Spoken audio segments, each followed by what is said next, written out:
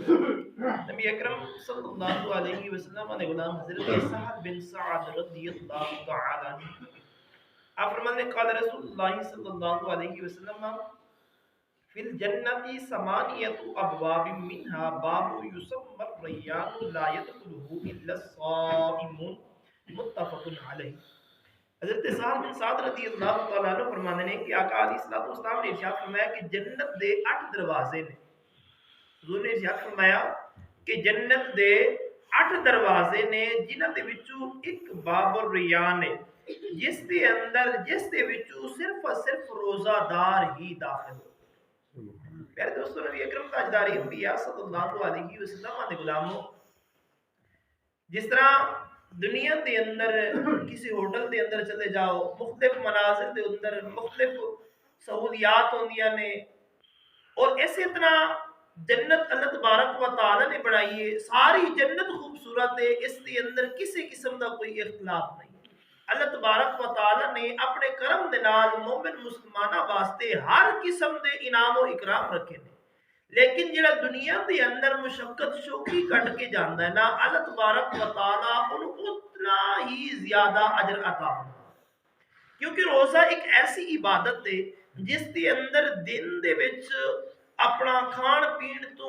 اپنی خواہشات نو انہاں چیزاں نو اپنے کنٹرول دے اندر کر کے صبر دے نال وقت گزارنا ہوندا ہے۔ تے علماء کرام مفسرین کرام فرماتے کہ باب الریان جڑا ہوے گا نا،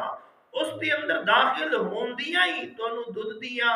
اور میٹھے پانی دیاں، آب کوثر دیاں، اور اس تو علاوہ اور بھی بہت ساریاں چیزاں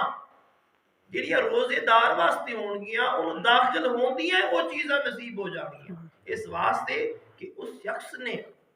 دنیا دے اندر صبر دا دامن پکڑ کے اپنی خواہشات نو بھی قابو دے اندر رکھیا سی اور اپنے کھان پین نو بھی چھوڑ دیتا سی اللہ تبارک و تعالی دی رضا واسطے، اور جدو جنت دے اندر داخل ہوئے گا اللہ تبارک و تعالی کی تمام نعمتاں عطا فرمائے۔ اکال اسلام دے غلامو، یاد رکھو روزہ دار بھی جنت دے اندر جان گے، نمازی بھی جنت دے اندر جان گے، او بندہ ہر وہ بندہ جنہیں رب اور اس دے رسول نو راضی کیتا ہے جنت دے اندر جائے گا۔ اور جڑا بندہ دنیا دے اندر رہندے ہو یا روزہ نہیں رکھیا، اگر سی وہ جنت دے اندر چلا جائے حضور دی شفاعت دے نال، اللہ دے کرم دے نال، یا کسی اور عبادت دے تحت اللہ اپنے کرم دے نال انہوں بھیج دے گا، لیکن اے جڑا باب الریان والی سہولیات ہون گیاں، باب الریان والا پروٹوکول ہوئے گا، یہ صرف روزے دار دے نصیب۔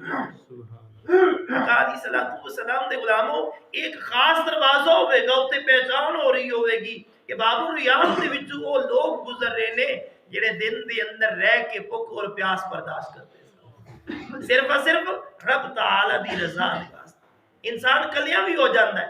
انسان بندیاں وچ بھی ہوندا ہے، لیکن جڑا کامل ایمان والا ہے انہاں کدی دل نہیں کرتا کہ یار ہن تے مینوں کوئی نہیں ویکھ رہا نا، ہن تے میں کوئی چیز کھا پی لواں، لیکن آندے نہیں، میں روزہ رکھے رب تعالی دی ذات واسطے، میں بندیاں نو راضی کرنے واسطے روزہ نہیں رکھیا۔ حضور دے غلامو، روزہ ایک ایسی عبادت ہے، باقی عبادتاں بھی ماشاءاللہ اپنی جگہ دے اوتے، لیکن روزہ ایک ایسی عبادت ہے جتنی دیر تک انسان دوسرے نو آکھے نہ کہ میں روزے دار ہوں، کوئی جج نہیں کر سکتا، کوئی محسوس نہیں کر سکتا۔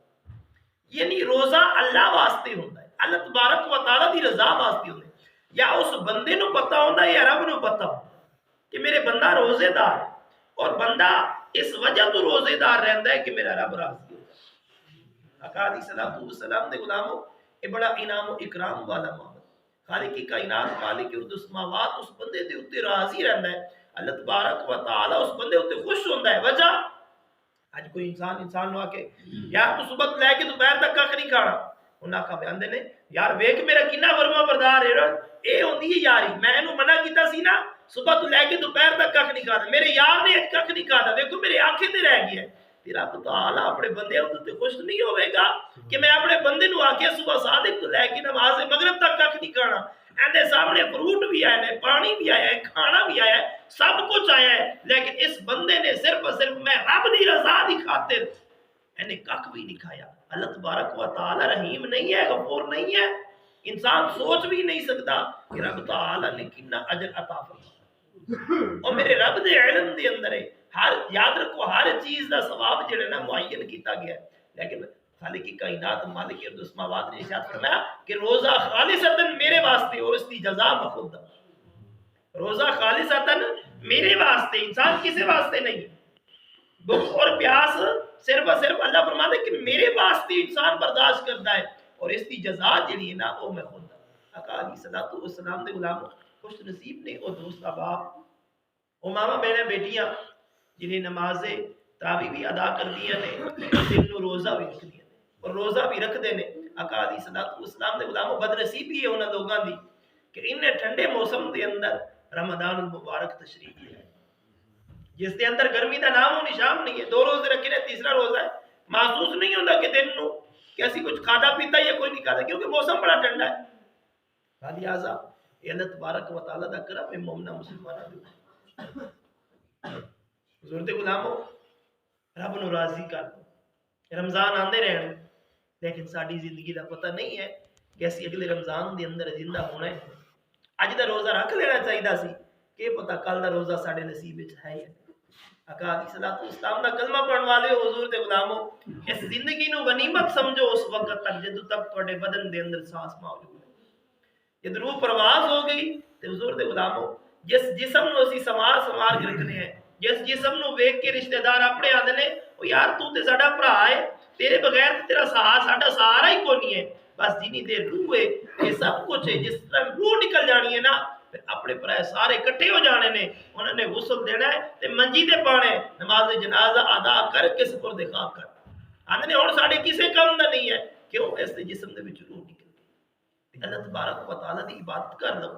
رب تعالیٰ نو راضی کر لو جتنی دیر تک تواڈے اندر روح موجود ہے. دعائے خالق کی کائنات مالک السماوات سانو مینوں اسی سارے دنیا دے اندر رہندے ہوئے فکر آخرت رکھن دی توفیق عطا فرما. اس بابرکت مہینے دا عدل و احترام کرنے والا روزے رکھ کے رب تعالیٰ نو راضی کرن والا بنائے. وما علینا الا البلاغ.